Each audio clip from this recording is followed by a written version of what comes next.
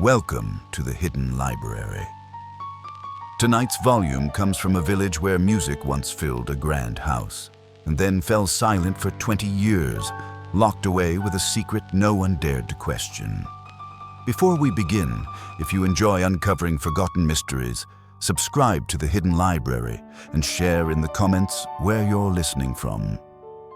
Your presence brings these quiet stories back to life. Now, turn the page and step into the mystery of the music room. Chapter 1. The Sealed Room. The afternoon sun slanted through the drawing room windows of Ivy Cottage, illuminating dust motes that danced above the tea tray. Miss Marple set down her cup with a gentle click against the saucer and regarded her hostess with bright, interested eyes. "You must tell me about the house," she said. "The large one we passed on the way from the station. Such beautiful grounds, though rather overgrown." Mrs. Dorothy Clement leaned forward, her round face animated with the prospect of imparting village knowledge. She had been Miss Marple's friend since their school days together and retained the enthusiasm for gossip that had characterized their youth. "Briarwood House, oh my dear Jane. There is such a story attached to that place." Dorothy's teaspoon rattled against her cup. "Mrs. Beatrice Langdon owns it, a widow these 15 years. She keeps very much to herself, you understand." "How sad for her," Miss Marple observed, her needles clicking steadily over a pale blue jumper. "Widowhood can be terribly isolating in a small village." "Well, she chooses isolation." Dorothy's tone carried a note of censure. "Though she has her nephew Henry staying with her now. He came down from London 3 months ago. Charming man, everyone says, but—" She paused meaningfully. Miss Marple's needles did not falter. "But debts, gaming, they say. His aunt controls the purse strings rather tightly." Dorothy took a bite of seed cake and continued through it. "Then there is Miss Clara Merton, the companion. Plain little thing, very quiet. Been with Mrs. Langdon for 2 years. Through the window, a figure passed along the lane, a tall man with a medical bag, walking with the brisk purpose of one accustomed to village calls. "That will be Dr. Hayes," Dorothy supplied, following her friend's gaze. "He attends the Langdon household. Good doctor, very modern in his methods, though some of the older folk prefer Dr. Withers in the next village." Miss Marple folded her knitting and placed it in her bag. "You mentioned a story about the house." "The music room." Dorothy's voice dropped, though they were quite alone. "It has been locked for 20 years. 20 years, Jane. No one is permitted to enter it. Mrs. Langdon keeps the only key, and she has given the strictest instructions that the door is never to be opened. How very singular. The room contains a magnificent grand piano. A Steinway, I believe. It was her great pride once. She used to hold musical evenings. This was before my time in the village, you understand. But everyone speaks of them still. The finest musicians from London came down. It was quite the social event." Miss Marple picked up a biscuit and examined it with apparent interest, and then she locked the room. There must have been a reason. No one knows. Dorothy's frustration at this gap in village knowledge was evident. Or if they do, they're not saying. It happened quite suddenly. 1 week the house was filled with music and visitors, the next the room was sealed. She dismissed her music students. She taught piano, you see, and that was the end of it. "Students?" Miss Marple's tone remained mild. "Were there many?" 3 or 4 at any given time. Young ladies from good families, mostly. The Bell's daughter Margaret was one of them. Promising pianist, they said. Quite talented. But there was some trouble." Dorothy checked herself. "Well, it was all a long time ago." The mantelpiece clock struck 4. Through the open window came the sounds of village life. A dog barking, children's voices from the common, the clip-clop of a horse drawing a cart. "I should very much like to see the village church," Miss Marple said. "Perhaps we might walk out before dinner." "Of course. We shall pass Briarwood House if we take the path across the common." Dorothy brightened at the prospect. Mrs. Langdon sometimes takes the air in her garden at this hour, though whether she will acknowledge us is another matter entirely. She can be, she searched for the word, particular about her acquaintances. They put on their hats and gloves, observing the small rituals of afternoon visiting hours. The day retained its warmth, though autumn had begun to paint the leaves with copper and gold. They walked slowly, as befitted ladies of a certain age, though Miss Marple's step remained firm and her observations sharp. Briarwood House stood back from the lane, partially concealed by an overgrown hedge of yew and holly. The building itself spoke of former grandeur, tall windows, weathered stone, a portico that had once been white but now bore the grey patina of neglect. The gardens, though untidy, retained traces of their original design. There, Dorothy pointed discreetly. That window on the first floor, the corner room, that is the music room. Miss Marple studied the window. Heavy curtains obscured any view within, and the glass itself seemed filmed with dust. The curtains are never opened, Dorothy continued. Mrs. Pritchard, she is the housekeeper, says she is forbidden even to clean in there. The door remains locked and dust gathers year after year. A young man emerged from the house, lighting a cigarette as he descended the front steps. He was perhaps 30, well dressed in a casual way, with the sort of easy grace that comes from good breeding and careless confidence. He noticed the two ladies and touched his hat. "Good afternoon." "Good afternoon, Mr. Langdon." Dorothy's response carried warmth. "May I present my friend, Miss Marple? She is staying with me for a fortnight." Henry Langdon's smile was pleasant, his manner easy. "Delighted. I hope you find our village restful, Miss Marple. We are rather quiet here." "I find villages are never as quiet as they appear," Miss Marple said gently. "There is always so much to observe."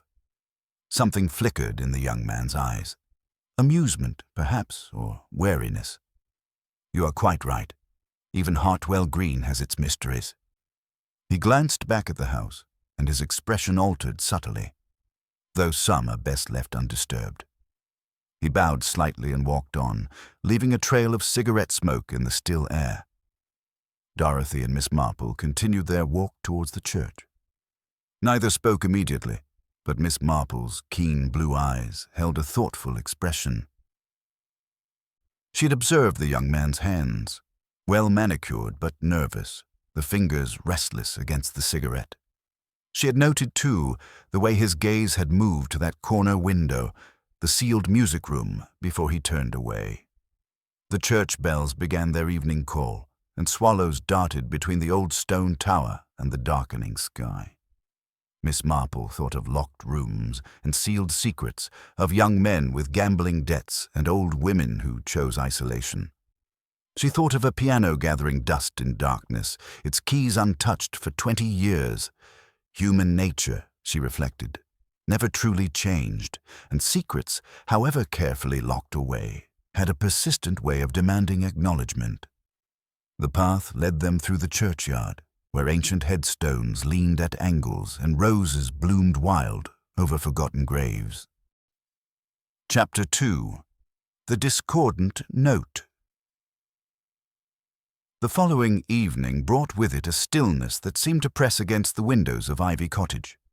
Miss Marple sat by the lamp, her knitting needles moving in their steady rhythm, while Dorothy dozed in the chair opposite, a book open on her lap. The church clock had just struck 8 when the sound came. Piano music. Miss Marple's needles paused. The notes drifted through the open window, hesitant at first, as though the player tested each key before trusting it. Then the melody strengthened, gained confidence, filled the evening air with something that might have been Chopin. Dorothy's eyes flew open. "That is coming from Briarwood House." "The music room," Miss Marple said quietly. They moved to the window together. Lights burned in several rooms of the great house across the common, but the corner window, the sealed music room, remained dark behind its heavy curtains. The music continued, more assured now, the fingers finding their way across the keyboard with growing certainty. Other lights appeared in cottage windows as villagers paused in their evening routines. A door opened somewhere. Voices called out in surprise. Then the melody fractured. A single chord, harsh and violent, split the peaceful night. The sound held for a moment, suspended in the air like a held breath, before it dissolved into silence. A woman screamed, "Good heavens!" Dorothy clutched at Miss Marple's arm. Something has happened. Already figures were emerging from houses, moving towards Briarwood. Miss Marple reached for her shawl. "We must go at once." They joined the small stream of villagers hurrying across the common. Dr. Hayes overtook them, his medical bag in hand, his face set and grim. Young Mr. Frost from the greengrocer's shop ran past, and old Mrs. Walters from the post office hobbled along with surprising speed, her curiosity overcoming her arthritis.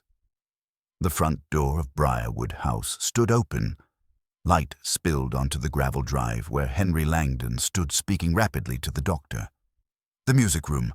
We cannot get in. The door is locked." "Where is the key?" Dr. Hayes demanded. "My aunt kept it, always. No one else." Henry ran his hand through his hair, leaving it disheveled. "We heard the music, then that terrible sound, and Clara screamed. The door will not open."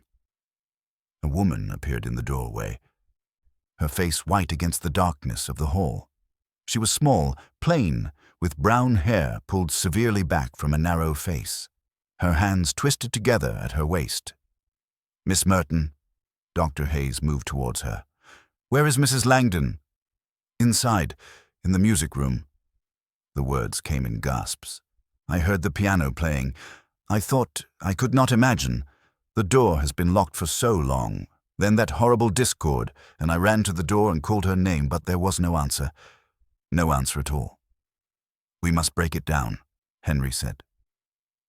Dr. Hayes tried the door handle. It turned, but the door held fast. He put his shoulder to it once, twice. The wood was solid oak, unyielding. "Mr. Frost, help me." The young greengrocer stepped forward. Together they threw their weight against the door. On the third attempt, something cracked. The fourth blow sent the door bursting inward. The music room gaped before them like an open tomb. Dust hung thick in the air, visible in the lamplight from the corridor. Furniture loomed under Holland covers, ghostly shapes in the dimness. The curtains remained drawn, creating a twilight gloom that made the scene both immediate and dreamlike. And there, beside the grand piano, lay Mrs. Beatrice Langdon. Dr. Hayes knelt beside her, his fingers seeking the pulse at her throat. The gesture lasted only seconds before he looked up and shook his head. "She is gone." Clara Merton made a small sound and swayed. Henry caught her arm, steadied her against the doorframe. His face had lost all color. "How?" he said. "How did this happen?" Dr. Hayes examined the body with professional detachment. Mrs. Agatha Langdon lay crumpled at an awkward angle, one arm flung out toward the piano, her head resting against the carved wooden leg of the instrument. Blood darkened her gray hair at the temple.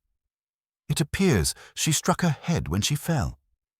The doctor straightened. "The piano bench is overturned. She may have risen suddenly, lost her balance." "But the door was locked," Clara whispered. "Locked from the inside." Inspector Primer arrived 20 minutes later, a stolid man with a methodical mind and little patience for village dramatics. He examined the scene with thoroughness, noting details in a small black notebook. "The key?" he asked. Henry indicated a handbag on a small table near the piano. Inspector Primer opened it carefully and withdrew a brass key. "This is the only key to the music room? My aunt never let it out of her possession." Henry's voice had steadied, though his hands remained unquiet. "She was most particular about it." "And the windows?" The inspector crossed to examine them. Both windows were closed, their latches fastened from the inside. Dust lay thick on the sills, undisturbed. "No one could have entered or left through these," he concluded. He turned to Clara. You heard the music? Yes. I was in my room preparing for bed. The sound, it was so unexpected, after all these years of silence. Did you recognize the piece being played? Clara's hands twisted in her apron. I know nothing of music, Inspector. It sounded pleasant at first, then that dreadful chord. And you, Mr. Langdon? Henry had moved to the window, his back to the room. I was in the library. I heard it clearly. The music stopped. There was that final note, harsh, discordant, then silence. Then Clara screamed. Miss Marple stood in the doorway, observing. She had not entered the room, respecting the inspector's investigation, but her bright eyes missed nothing. The overturned piano bench, the thin layer of dust on every surface save the piano keys themselves, which showed the marks of recent use, the position of the body, the angle of the fall. Inspector Primer closed his notebook. It appears to be a tragic accident. Mrs. Langdon entered the room, for what reason we may never know, began to play the piano, and suffered some sort of attack or dizzy spell.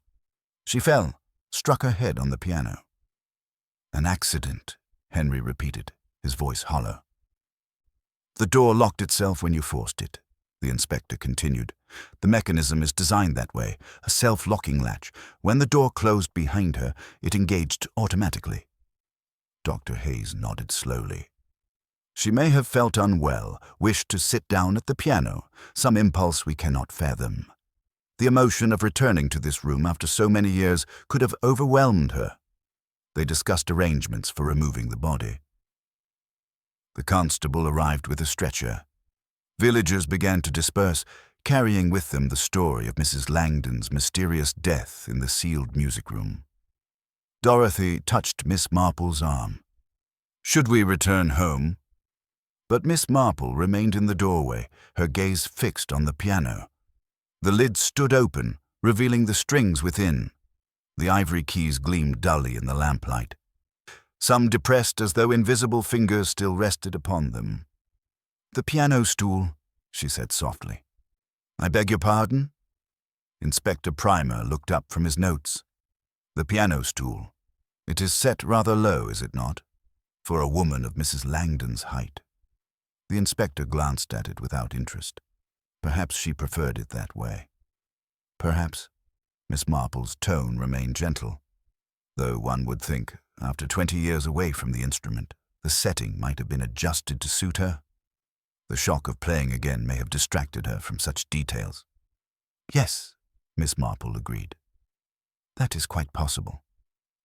They walked back across the common in silence. The moon had risen, casting long shadows from the trees. Lights still burned in Briarwood House, and figures moved behind the windows, but the music room had fallen dark once more. Dorothy shivered, despite her shawl. What a dreadful thing, to die alone in that locked room. Miss Marple said nothing. She was thinking of piano stools and final chords, of locked doors and dust disturbed. She was thinking of a young man's nervous hands and a companion who claimed no knowledge of music, yet whose fingers bore the telltale marks of recent practice. Most of all, she was thinking of that last discordant note, deliberate and harsh, echoing across the peaceful village like a signal or a warning. Chapter 3. Whispers and Secrets. The inquest returned a verdict of accidental death. Mrs. Beatrice Langdon, the coroner concluded, had entered the music room in a state of emotional agitation, played the piano briefly, and suffered a fatal fall when overcome by distress or dizzy spell. Miss Marple listened to Dorothy's account of the proceedings over breakfast 3 days later. Dr. Hayes testified that Mrs. Langdon had been in poor health lately, Dorothy said, buttering her toast with unnecessary vigor. Heart palpitations, he said. He had advised her to avoid any form of excitement. Yet she chose to enter the music room after 20 years. Miss Marple poured more tea. A curious decision for someone in delicate health. The inspector believes she may have heard someone trying the door, that she went to investigate and found herself overcome by memories. Dorothy paused. Though who would try the door, I cannot imagine. Everyone knew it was forbidden. Everyone knew, Miss Marple agreed. Her knitting lay in her lap, but her hands remained still. I wonder if we might call at Briarwood House this morning to offer our condolences. The house wore mourning like an ill-fitting coat. Curtains drawn, servants speaking in hushed voices, the very air heavy with forced solemnity. Mrs. Pritchard, the housekeeper, admitted them to the drawing-room where Henry Langdon stood by the window, a glass of whisky in his hand, despite the early hour. "Miss Marple, Mrs. Clement, good of you to come." His smile held no warmth. He looked haggard, his collar loose, his eyes shadowed. "Forgive me. I am not. The arrangements have been rather overwhelming." "Of course," Dorothy murmured. "We do not wish to intrude." "Not at all. Please sit." He gestured to the sofa, but remained standing himself, his restlessness evident. "The funeral is on Friday, a small service, as my aunt would have wished." "She had no other family?" Miss Marple asked. "None living. I'm her only nephew." He took a swallow of whisky. "She raised me, you know, after my parents died. This house, it holds many memories." "The music room must hold the most," Miss Marple said gently. "It was her great passion, I understand." Something flickered across his face. "Once, before—" He stopped, before she decided to lock it away. "Do you know why she made that choice?" Henry turned to the window, his back to them. "My aunt was a woman of strong opinions and sudden decisions. She gave no explanations, expected none to be requested." The door opened and Clara Merton entered, carrying a tea tray. She set it down with trembling hands, and Miss Marple noticed the raw marks on her fingers, the reddened skin around the nails. "Thank you, Clara," Henry said. "Will you join us?" "I should not," Clara began, but Henry interrupted. "Please, you have been with us through all of this. Sit down." Clara perched on the edge of a chair, her hands folded in her lap as though to hide them. She was perhaps 35, Miss Marple judged, though grief and exhaustion had aged her. Her dress was black bombazine, well made but several years out of fashion. "You were with Mrs. Langdon for 2 years, I believe." Miss Marple accepted a cup of tea from Dorothy. "Yes, miss. Since my mother passed and left me," Clara swallowed. "Mrs. Langdon was kind to employ me. I had no references, you see. No experience as a companion. It must have been difficult for you that evening." Clara's hands tightened. "I heard the music and thought I was dreaming. For 2 years that room had been silent, forbidden. Then suddenly those notes, and I knew something was wrong. Something was terribly wrong. The music itself, did it sound as though Mrs. Langdon was playing?" Miss Marple's tone remained conversational, interested but not probing. Clara looked up, her eyes wide. I do not know. I told the inspector I have no knowledge of music. I cannot play." "Cannot or do not?" The question came softly. "I was never taught." Clara's voice rose slightly. "My family could not afford such luxuries. I do not know one note from another." Miss Marple glanced at the companion's hands again, but said nothing further on the subject. Henry poured himself another whisky. "The police have finished their investigation. Inspector Primer sees no reason for further inquiry. An accident, pure and simple." "Yet the room was locked," Miss Marple observed. "For 20 years, and on that particular evening your aunt chose to enter it." "She had been acting strangely the past week," Clara said quietly. "Distracted. She received a letter that seemed to disturb her greatly." Henry turned sharply. "What letter?" "I do not know, sir. She burned it in the grate immediately after reading it." But her hands shook, and she was pale the rest of the day. "Why did you not mention this before?" Henry's voice carried an edge. "I did not think—" Clara's distress was evident. "The inspector did not ask, and I thought perhaps it was private business, nothing to do with—" The door opened again. Dr. Hayes entered, removing his gloves. Forgive the interruption. Mrs. Pritchard said you had visitors. He nodded to the ladies. Mrs. Clement, Miss Marple. You have come to check on our invalids? Dorothy asked. A courtesy call. Mr. Langdon has been under considerable strain. The doctor's gaze moved to Henry with professional assessment. I have prescribed a tonic to help with sleep. Sleep?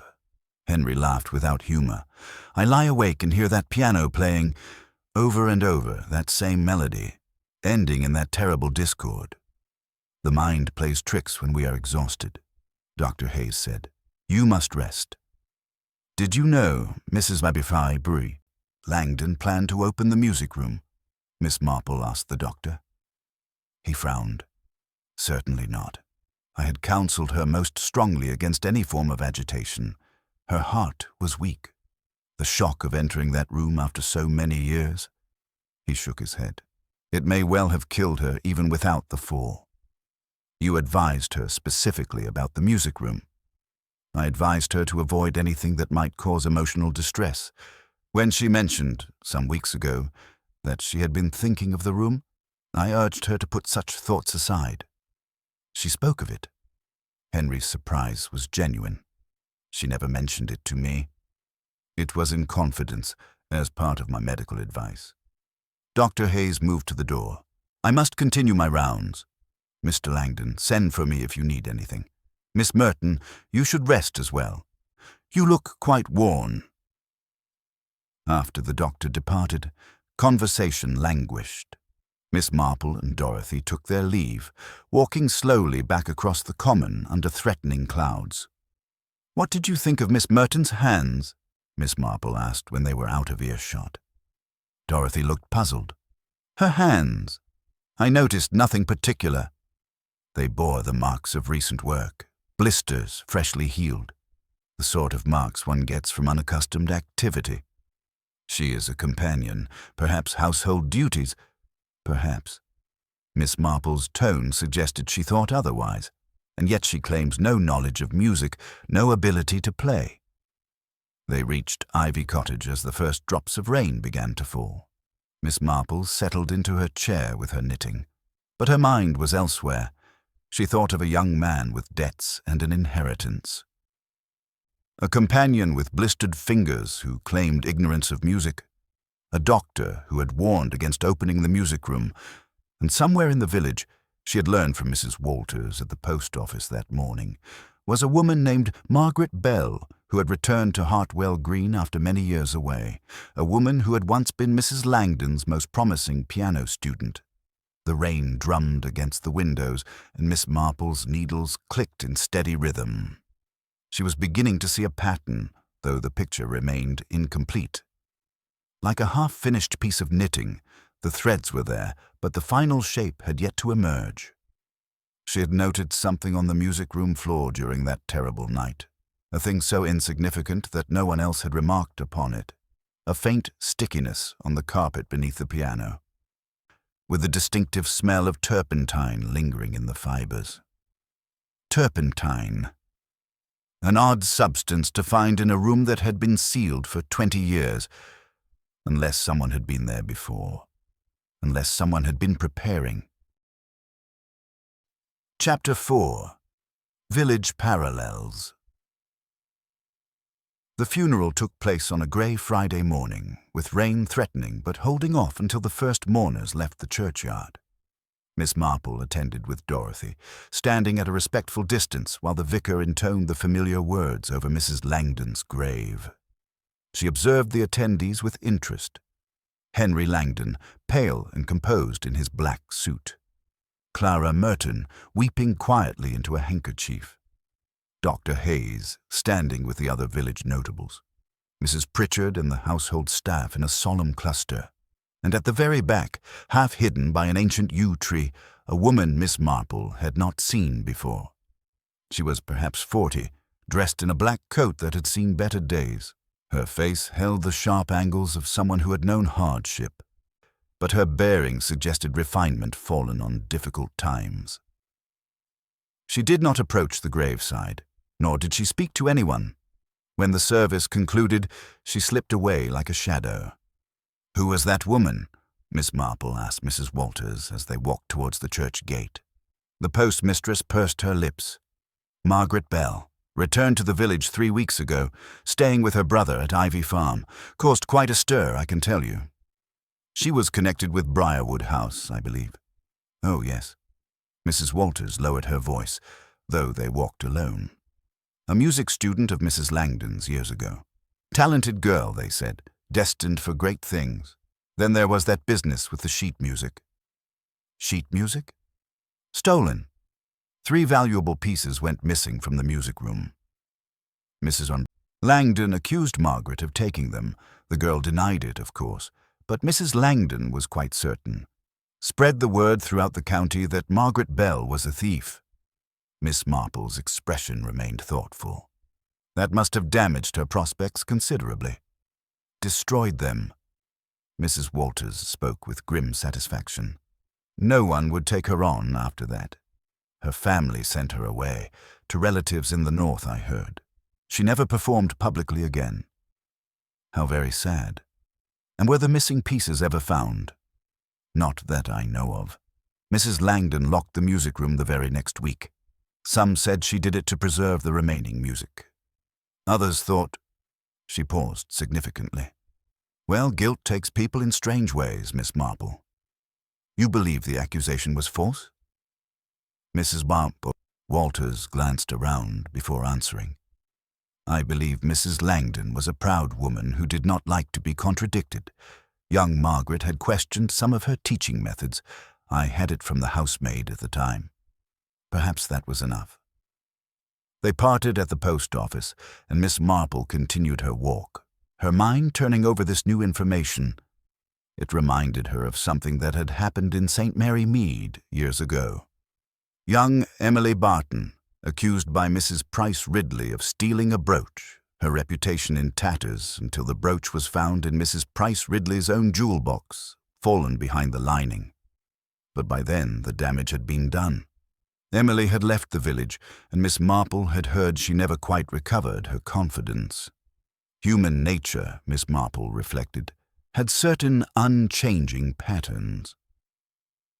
The powerful who used accusations as weapons, the vulnerable who carried the scars for years afterward. That afternoon, she asked Dorothy to arrange a visit to Ivy Farm. The farm sat on the outskirts of Hartwell Green, a modest holding with chickens scratching in the yard and a tabby cat sunning itself on the doorstep. A man in his middle 40s answered their knock. Thomas Bell, a quiet, weathered man who showed them into a clean but sparse parlor. My sister is resting, he said. The funeral today. It took a great deal out of her. Of course. Miss Marple settled into a hard-backed chair. We do not wish to intrude. I merely wanted to express my condolences. I understand she and Mrs. Langdon had been close at one time. Thomas Bell's mouth tightened. Close. Yes, you might say that. Before Mrs. Langdon decided to ruin her life. Thomas, the voice came from the doorway. Margaret Bell stood there, still wearing her funeral black, her face drawn. I will speak with the ladies. Her brother hesitated, then nodded and left the room. Margaret sat down, her hands folded in her lap. Up close, Miss Marple could see the lines around her eyes, the grey threading through her dark hair. You want to know about Mrs. Langdon, Margaret said. It was not a question. Only if you wish to speak of it. Margaret looked at her hands. I loved music more than anything. Mrs. Langdon was the finest teacher in the county. When she accepted me as a student, I thought my future was assured. She paused. I was 17. Foolish. Trusting. And then the accusation came. 3 pieces of sheet music went missing. Rare editions, valuable. Mrs. Langdon called me to the music room and accused me to my face. She said she had seen me looking at them the week before, that I must have taken them to sell. Margaret's voice remained steady, but her knuckles whitened. I had not touched them, I swore it, but she would not listen. Did she involve the police? No, she said she would handle it privately. which meant telling everyone she knew that I was a thief. Within a week, every door was closed to me. My other teachers withdrew their offers. The recital I'd been invited to perform at was cancelled. That must have been devastating, Dorothy murmured. I left for Manchester, found work as a seamstress. My fingers. She held up her hands, and Miss Marple saw the calluses, the stiffness in the joints. I tried to keep playing, but without a teacher, without a piano of my own, the skill faded. Year by year, it faded. "Why did you return to Hartwell Green?" Miss Marple asked gently. Margaret's gaze was direct. "My brother wrote that Mrs. Langdon had been asking after me. 3 weeks ago, a letter arrived. From her. It said she wished to speak with me, that there were matters we needed to discuss. I thought," she swallowed, "I thought perhaps she meant to admit the truth at last, to clear my name." "You came to Briarwood House?" 2 days before she died. Mrs. Pritchard let me in. Mrs. Langdon received me in the drawing room. She was cold, formal. She said she had been thinking about the past, that she wanted to see if I still had any musical ability. She invited me to return the following week. For what purpose? She did not say. But she looked at me as though I were still that frightened 17-year-old girl, still under her control. Margaret's voice hardened. I refused. I told her I wanted nothing more to do with her or her music room. Then I left. That was the last time you saw her? Yes. Margaret met Miss Marple's eyes. I wrote one letter to her before coming here, a simple request asking if she would receive me. That was all. If she received any other letters, they were not from my hand. Her expression darkened. I did not kill her, if that is what you are thinking. I hated her, yes. For 20 years I hated her, but I did not kill her. They left soon after, walking back through the village as the afternoon sun broke through the clouds. Miss Marple said little, her mind occupied with Margaret Bell's story and the pattern she saw emerging. "Do you believe her?" Dorothy asked. I believe her hatred was genuine. Miss Marple paused at the common, gazing towards Briarwood House. But hatred alone does not make a murderer, though it does provide a powerful motive. That evening, Miss Marple requested permission from Inspector Primer to visit the music room once more. The inspector, who had developed a grudging respect for the elderly lady's observations, accompanied her himself. The room remained sealed, dust sheets drawn back over the furniture, the piano silent and forbidding in the dim light. Miss Marple moved slowly, examining details. The piano stool set low, the keys still bearing faint traces of finger marks, the overturned bench near where Mrs. Langdon had fallen. She bent down, peering at the piano's inner mechanism where the lid had been propped open. "Inspector, would you look at this?" He crouched beside her. "What am I looking for?" "The hinge here. Do you see? The screws are loose, not from age. The marks are fresh. Someone has tampered with this." Inspector Primer examined the hinge closely. "You are right, but what does it signify?" "Perhaps nothing, perhaps everything." Miss Marple straightened, her keen eyes surveying the room once more. "Tell me, Inspector, did anyone enter this room in the days before Mrs. Langdon's death?" "Young Frost was here the morning she died. Mrs. Pritchard sent him to polish the piano keys. Mrs. Langdon had given specific instructions. He was supervised the entire time." "Supervised by whom?" "By Mrs. Pritchard herself." The inspector consulted his notes. She unlocked the room, watched him work, then locked it again. "She is quite certain no one else entered."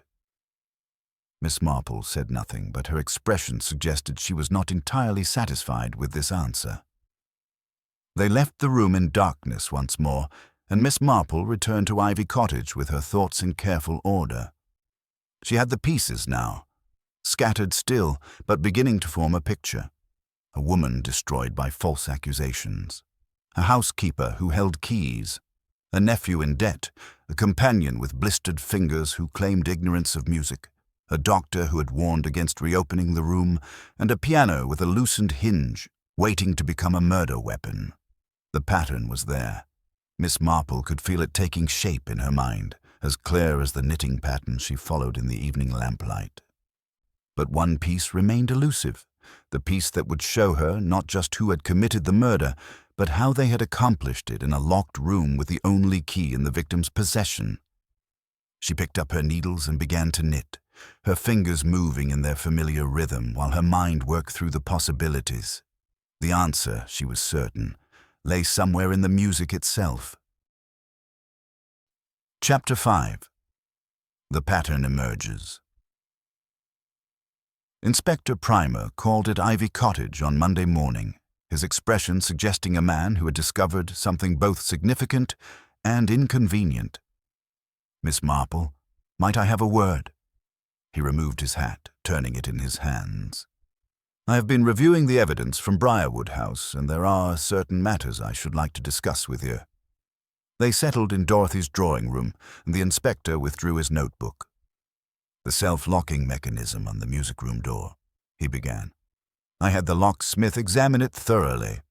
He confirms it was installed some 15 years ago, a peculiar choice for an interior door. But Mrs. Langdon was particular about that room remaining secure." "Secure from whom?" Miss Marple's knitting needles moved steadily. "That is the question, is it not?" The inspector consulted his notes. "I've also made inquiries about the letter Mrs. Langdon received the week before her death. The postmistress recalls delivering it, posted from Manchester, no return address." "Manchester?" Miss Marple's needles paused. "That is where Miss Bell resided." "Precisely. Miss Bell admits to writing to Mrs. Langdon requesting a meeting. She claims the letter was brief, merely asking if Mrs. Langdon would receive her." "You do not believe her?" Inspector Primer frowned. "I believe she is not telling us everything. When I questioned her again yesterday, she became quite agitated. Said she had answered all my questions and would say no more without her brother present." "Fear often looks like guilt," Miss Marple observed. "Though the reverse is also true." The inspector stood, pacing to the window. "There is another matter. Young Frost, the greengrocer's son, he was seen near Briarwood House on the evening of the murder, just before the music began.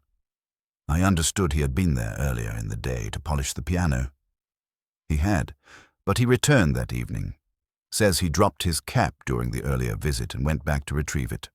Mrs. Pritchard confirms she let him in, watched him fetch it from the music room, then locked the door again behind him." "What time was this?"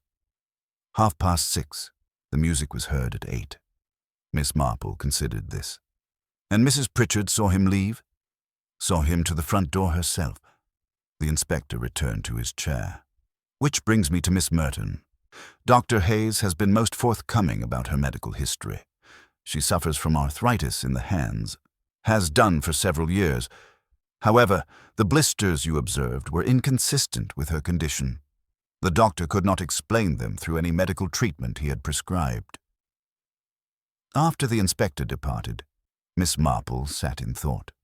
The picture was becoming clearer, but pieces still did not align. She needed to speak with Mrs. Pritchard. The housekeeper received her in the kitchen at Briarwood House, a large, comfortable room that smelled of baking bread and furniture polish. Mrs. Pritchard was a solid woman of 50, with capable hands and a face that suggested both competence and discretion. "I'm glad you have come, Miss Marple." She poured tea into china cups, the gesture automatic. "I have been wanting to speak with someone who might understand." "Understand what, Mrs. Pritchard?" The housekeeper glanced at the door, then lowered her voice. "The music that night. I heard it, same as everyone. But before that, days before, I heard it too." Miss Marple set down her cup. "Someone was in the music room before Mrs. Langdon's death?" "Not in it, no. The door remained locked. I made certain of that. But twice I heard sounds from within. Piano notes, just a few at a time, as though someone were testing the keys." She twisted her apron. "I thought I was imagining things. The house is old, it makes noises. But now, with Mrs. Langdon dead." "When did you hear these sounds?" "The first time was a week ago Tuesday, Late afternoon while I was dusting in the corridor. 3 or 4 notes, then silence. The second time was the day before Mrs. Langdon died. Evening just after dinner. A whole phrase of music, clear as day. And you are certain the room was locked? I checked myself both times. Locked tight, key in Mrs. Langdon's possession. Mrs. Pritchard's distress was evident. I said nothing because I thought, well, what could I say? That I heard ghosts playing the piano? Did anyone else hear these sounds? If they did, they said nothing to me. Miss Merton was out visiting her cousin both times. Mr. Langdon was in London the first time, and in his study with the door closed the second. Miss Marple considered this carefully. Tell me about the day Edwin Frost came to polish the piano. Mrs. Langdon sent for him that very morning. Said she wanted the piano keys cleaned. First time in 20 years she had made such a request. I was surprised, but it was not my place to question. I unlocked the room, supervised the boy while he worked, then locked it again. How long did this take? Perhaps 20 minutes. He was thorough, I will say that for him. Used a special cloth and polish. When he had finished, the keys shone like new. And when he returned that evening for his cap, Mrs. Pritchard's brow furrowed. He was only inside for a moment. I unlocked the door for him, then stepped back to the hall table to set down my keys. They are heavy, you understand, and my hands were tired. When I turned back, he was already coming out with his cap. Perhaps 10 seconds, no more. I saw him the whole way to the front door after that. You did not enter the room yourself? No need. I could see him plainly from the doorway once I looked back. Miss Marple thanked her and left, her mind working through this new information. The sounds Mrs. Pritchard had heard troubled her. If the room was locked and the key in Mrs. Langdon's possession, how could anyone have been playing the piano? Unless the sounds came from elsewhere, or unless someone had access to the room in a way that left no trace. She found Inspector Primer at the police station and shared Mrs. Pritchard's account. Impossible, he said flatly. The room was locked. We have established that beyond doubt. Nevertheless, the housekeeper heard music from within. Either someone had access we have not discovered, or— Miss Marple paused. Or the sounds came from the piano itself, without anyone playing it. Miss Marple, you are not suggesting the supernatural. Not at all, but there are mechanical devices, are there not? Music boxes, player pianos, ways for music to be produced without human hands. The inspector's expression shifted from skepticism to interest. You think someone rigged the piano to play itself? I think it would explain a great deal. The sounds Mrs. Pritchard heard were someone testing such a mechanism. The music on the night of the murder was meant to draw attention, to create witnesses who could testify that someone was playing the piano at that precise moment. But why? What would be the purpose? Miss Marple's needles clicked steadily. To establish that Mrs. Langdon was alive and playing the piano when the murderer was elsewhere. To create an alibi through sound rather than sight. Inspector Primer leaned back in his chair. Then the discord at the end, that terrible final note, was deliberate, a signal that the performance had concluded. Something memorable that witnesses would recall and use to fix the time of death. But Mrs. Langdon was found beside the piano. The fall was real enough. Oh yes, the fall was quite real, but perhaps she did not fall by accident. Perhaps she was meant to lean forward at precisely the wrong moment when the loosened piano lid would collapse and strike her. The inspector's voice was grim. Murder made to look like accident, with a locked room to seal the illusion. Precisely. But who? Miss Bell had motive and opportunity. She was in the village, angry, seeking revenge. Miss Marple shook her head gently. Miss Bell's hatred was honest. She made no attempt to hide it, and she refused Mrs. Langdon's invitation to visit again. Why would she then break into the house to commit murder? Then who? Someone with access to the house. Someone who could enter the music room during the day, unsupervised, to prepare the mechanism. Someone who understood how to create the appearance of locked room impossibility. Miss Marple set down her knitting. Someone who knew Mrs. Langdon would enter that room on that particular evening, and who could ensure they were elsewhere when the music played. The inspector stared at her. You know who it was.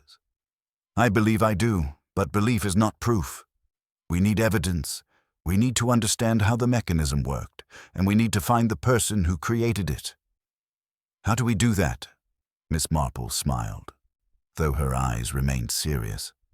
We set a trap, Inspector, and we use the one thing the murderer cannot resist, which is the music room itself. It holds the final answer if we know where to look. The rain had started again, drumming against the windows with insistent rhythm. Somewhere in Hartwell Green, a murderer moved freely, believing their crime perfect and undetectable. But Miss Marple had seen through the illusion. Now she needed only to prove it. Chapter 6. The Final Chord. Inspector Primer arranged the gathering for Wednesday afternoon at Briarwood House. He sent word to each person connected with the case, requesting their presence in the drawing room at 3 o'clock. The summons was polite but firm, carrying the weight of official investigation. Miss Marple arrived with Dorothy, both women dressed in sober afternoon attire. They found the drawing room already occupied. Henry Langdon stood by the fireplace, a glass of brandy in hand, despite the early hour. Clara Merton sat rigid in a straight-backed chair, her hands folded tightly in her lap. Dr. Hayes occupied the sofa, his medical bag beside him, his expression one of professional concern mixed with curiosity. Margaret Bell entered last, accompanied by her brother, Thomas. She paused in the doorway, her gaze sweeping the room with barely concealed hostility before she chose a chair near the window, as far from the others as possible. "Thank you all for coming," Inspector Primer began. He stood near the door, his notebook conspicuously absent. "I've asked you here because certain facts have come to light regarding Mrs. Langdon's death. Facts that suggest it was not, as we first believed, an accident." The room stirred. Henry set down his glass with a sharp click. "What are you saying, Inspector?" "I'm saying that Mrs. Langdon was murdered. The fall was not accidental but deliberately engineered, and the murderer is in this room." Clara gasped. Margaret Bell's face paled, but she said nothing. Dr. Hayes leaned forward, his expression grave. "This is a serious accusation, Inspector. You must have evidence." "We do." Inspector Primer gestured to Miss Marple. "Perhaps Miss Marple would be so good as to explain what we have discovered." Miss Marple rose, her knitting bag in hand. She moved to the center of the room with the gentle certainty of someone about to share village gossip rather than expose a murderer. "It reminds me," she began, "of something that happened in St. Mary Mead some years ago. A gentleman fell from his library ladder and died. Everyone assumed it was an accident. He was elderly, prone to dizzy spells, but a housemaid noticed that the ladder's feet had been greased with butter. Someone had made certain he would fall." "The piano lid," Henry said quietly. "You think someone tampered with it?" "The hinge was loosened," Miss Marple confirmed, "quite deliberately. When Mrs. Langdon leaned forward, the heavy lid fell and struck her. But that alone would not have been enough. The murderer needed to ensure she would be in the music room at a specific time and that she would lean forward at precisely the right moment." "How could anyone guarantee such a thing?" Dr. Hayes asked. "Through music. Mrs. Langdon had not played for 20 years, but she had been a skilled pianist. The murderer knew this, knew her pride. They arranged for her to believe she would be playing a duet." Margaret Bell's voice cut through the room like a knife. "You think I did this? You think I lured her there for revenge?" Miss Marple turned to her with sympathy in her eyes. "No, Miss Bell, I do not think that at all. Your hatred was honest and open. You refused Mrs. Langdon's invitation to visit again. A murderer would have accepted, would have cultivated the opportunity. You did the opposite." "Then who?" Margaret's voice shook. "Someone who had access to the house. Someone who could enter the music room during the day when Mrs. Pritchard's supervision was focused elsewhere. Someone who understood mechanics and could create the illusion of music being played when no one was at the piano. Miss Marple drew a small object from her knitting bag, a wooden disc with pins protruding from its surface, no larger than a tea saucer. I found this hidden beneath the piano, wedged into the mechanism that controls the pedals. It is a music box cylinder, specially made. When activated, it would play specific notes. The notes Mrs. Pritchard heard in the days before the murder. The notes that convinced Mrs. Langdon someone had been in her forbidden room. Inspector Primer took up the explanation. The murderer used this device to create sounds of music from within the locked room. Mrs. Langdon heard them and became convinced someone had discovered a way to enter. She became agitated, distressed. The murderer then wrote to her. He looked at Margaret. Using your history with Mrs. Langdon as cover. The letter suggested reconciliation, a meeting to discuss the past. It asked Mrs. Langdon to keep the matter private. I never wrote such a letter, Margaret said. No, but the postmark from Manchester was genuine. The murderer posted it from there during a brief visit, knowing you lived there, knowing the connection would point to you. 3 weeks ago, Miss Marple added gently, someone traveled to Manchester. Someone who claimed to be visiting family, but who actually went to post that letter and establish false evidence against Miss Bell. Clara Merton's face had gone white as chalk. Her hands gripped the arms of her chair. The turpentine I found on the music room carpet, Miss Marple continued, was used to clean and maintain the mechanical device.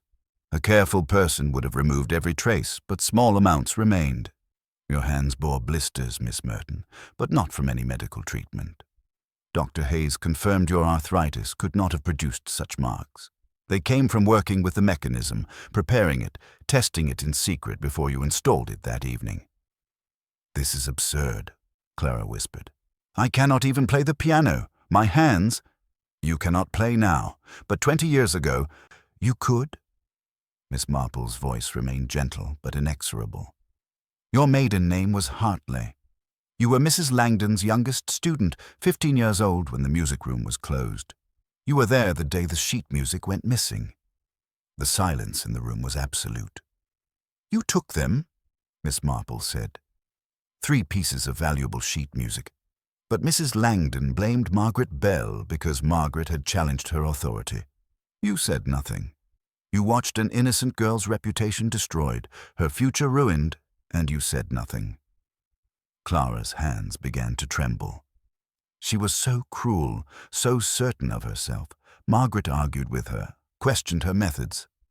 I was too frightened to speak. And the guilt consumed you, Miss Marple continued, year after year, knowing what you had done. When your circumstances became difficult after your mother's death, you came here as a companion. Perhaps you hoped to make amends, but Mrs. Langdon was the same person she had always been, proud, cruel, unwilling to admit fault. She spoke of reopening the music room. Clara's voice cracked. Of holding musical evenings again. She wrote to Margaret Bell, thinking to display her magnanimity by offering forgiveness for a crime Margaret never committed. I could not bear it. Could not bear to watch her parade her false generosity while the real thief served her tea. So you began to plan, Inspector Primer said. You knew the house, knew the music room. You had Edwin Frost polish the piano keys, using that as an excuse to observe the instrument through the open door. You saw the hinge was weakened by age and neglect. Later, when Mrs. Pritchard let him retrieve his cap, you were hidden in the corridor. When she stepped away to set down her keys, you slipped inside. 10 seconds, Clara said dully. That was all I had. But it was enough. The hinge was already loose from 20 years without maintenance. I needed only to remove one final screw to make it unstable. I set the music box mechanism beneath the piano, wound it tight.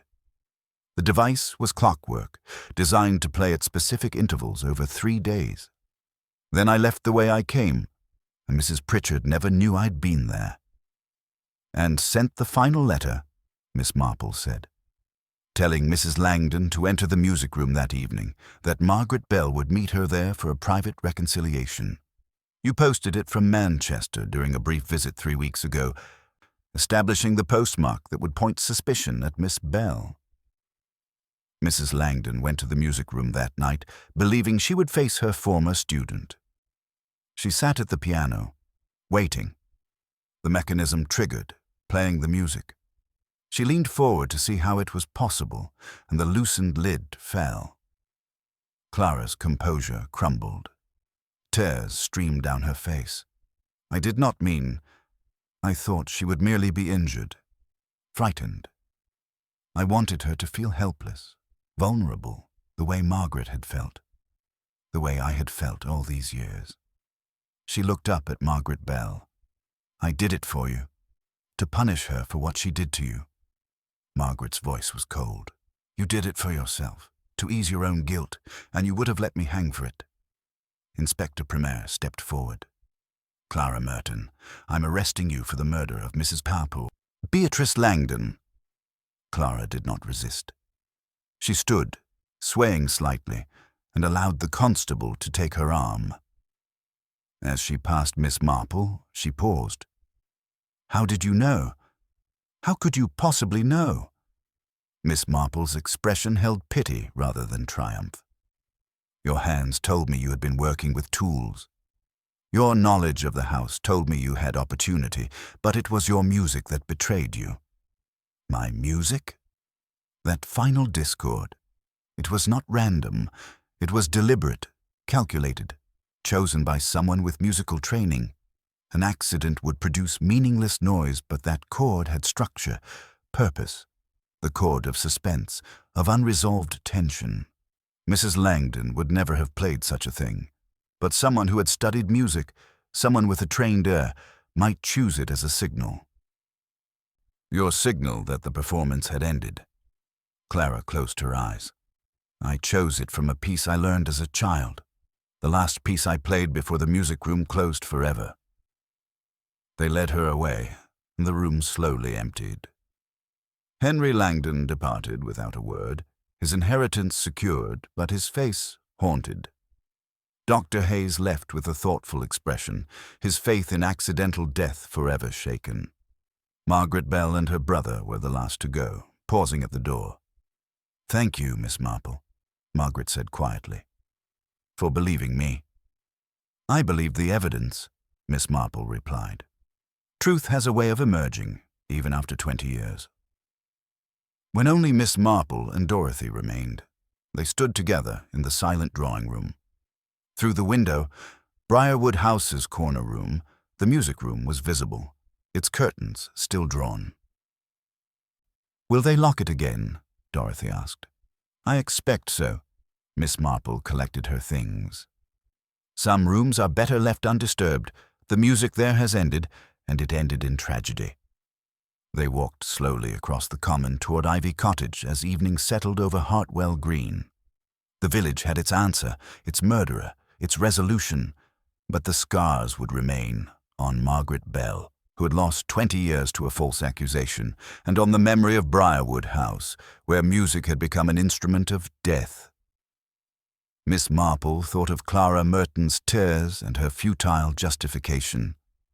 Human nature, she reflected once more, never changed. Guilt and pride, revenge and fear, the same patterns repeated endlessly, in villages large and small, across the generations.